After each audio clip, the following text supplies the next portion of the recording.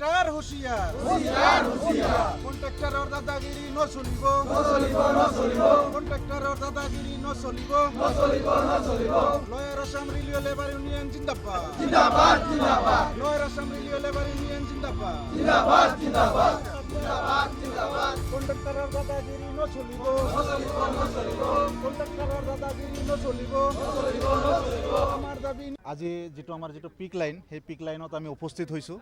এই পিক লাইনৰ যিখিনি শ্ৰমিক আছে সেই শ্ৰমিকৰ দীৰ্ঘদিনীয়া এটা সমস্যা আছে। এই সমস্যাখিনি হ'ল সিহঁতৰ যিখিনি প্ৰাপ্য মজুৰি মানে মাহেকীয়া যিখিনি পাব লাগে মান্থলি সেইখিনি নাপায়। সিহঁতৰ যিখিনি অধিকাৰৰ পৰা সিহঁতে বঞ্চিত হৈ আছে। সিহঁতক সময়মতে চেলাৰি দিয়া নহয়, দৰমহা দিয়া নহয়।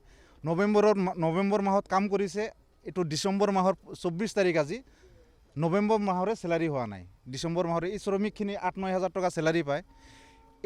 এই টকাটো যদি সময়মতে নাপায় তেনেহ'লে সিহঁতৰ ফেমিলি কেনেকৈ চলিব?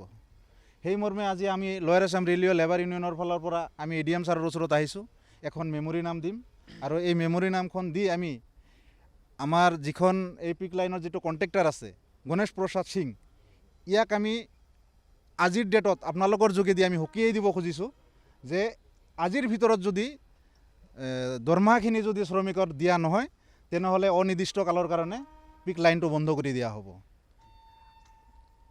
আগন্তুক দিনত আমি খালি পিক লাইন বুলি নহয়, আমাৰ নামনি অসমৰ প্ৰত্যেকখন কণ্ট্ৰেক্সুৱেলৰ আণ্ডাৰত যিখিনি শ্ৰমিক কাম কৰি আছে সেই শ্ৰমিকৰ হৈ আমি সকলো সময় মাত মাতি আছোঁ আৰু মাত মাতি যাম। আৰু সকলো কণ্ট্ৰেক্টৰক আমি ক'ব খোজোঁ আপোনালোকে এই শ্ৰমিকখিনিক সময়মতে দৰমহাখিনি দি যাতে সিহঁতক সহায় কৰে। আজি 5-6 মাহৰ আমি PF বন্ধ হৈ আছে। কিহৰ কাৰণে আমাৰ PF বন্ধ হৈ আছে? আমি হ'ল দুখীয়া মানুহ, আমাৰ যদি পেটত লাঠি মাৰে এতিয়াতো বেয়া কথা না। তো আমি বিচাৰোঁ আমাৰ PFটা যেন সদায় ইকুৱেল সময়ভাৱে দিয়ে আৰু চেলাৰিটো বঢ়াই দিব লাগে, সোনকালে অতি সোনকালে চেলাৰিটো बढ़ावा लगे। हम लोग कर रहे हैं कि हम लोग को सैलरी टाइम पे नहीं होता है, जो फैसिलिटी मिलना चाहिए वो नहीं मिल रहा है। इतना साल से कॉन्ट्रैक्टर में काम कर रहे हैं, कभी कुछ डेवलप नहीं हुआ है। काम भी करते हैं तो उसमें भी पकड़ लीजिए बहुत दिक्कत आता है, सामान भी सही से टाइम पे नहीं मिलता है, सामान के लिए हल्ला चिल्ला करना पड़ता है। तब इतना बोलने के बाद में अगर कुछ नहीं मिलता क्या करें? हम लोग का फैमिली भी है, बच्चा है, 2 महीना 3 महीना अगर हो जाएगा सैलरी देने में तो हम लोग कैसे चलेंगे? किसी दुकान में आदमी कोई राशन खाता है तो टाइम पे उसको पैसा देना पड़ता है, वो तो नहीं समझेगा ना कि 2 महीना 3 महीना हुआ कि नहीं, 10 आदमी के सामने बेइज्जत कर देता है। तो ये चीज़ तो ये लोग तो मालिक आदमी तो नहीं समझता है, उन लोगों को तो टाइम होने से हम लोग को सैलरी चाहिए। महीना कब लगता है? जब 30 तारीख 31 तारीख जब महीना लगता है, हम लोग वो नहीं बोलते हैं 30-31 तारीख को महीना लग जाता है, हम लोग को 1 सप्ताह 10 दिन देरी करके भी देगा तो हम लोग को कोई प्रॉब्लम नहीं है। लेकिन यहाँ 10 दिन तो क्या, यहाँ 20 दिन 22 दिन 28 दिन हो जा रहा है, तो ऐसे करके कौन बर्दाश्त करेगा? कैसे करके काम करेंगे?